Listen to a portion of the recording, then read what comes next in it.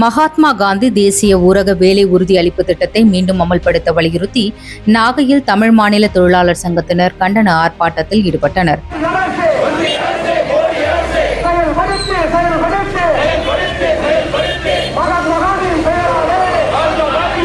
நாகப்பட்டினம் மாவட்ட ஆட்சியர் அலுவலகம் முன்பு நடந்த இந்த போராட்டத்தில் 100க்கும் அதிகமானோர் கலந்து கொண்டு கண்டன முழக்கங்களை எழுப்பினர்.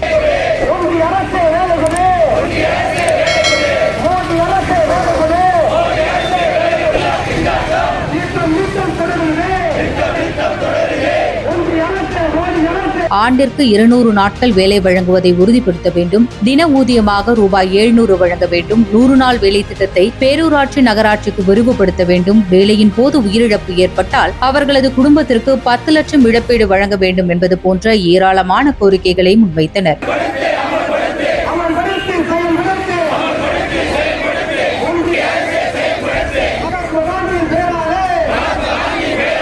மேலும் கோயில் மனையில் குடியிருப்பவர்களுக்கு பட்டா வழங்க வேண்டும் உள்ளிட்ட கோரிக்கைகளை வலியுறுத்தியும் முழக்கங்கள் எழுப்பப்பட்டன. இந்த போராட்டத்தில் நாகப்பட்டினம், திருமருகல், கீழ்வேலூர், வேதாரண்யம் உள்ளிட்ட பகுதிகளைச் சேர்ந்த விவசாய தொழிலாளர்கள் கலந்து கொண்டனர்.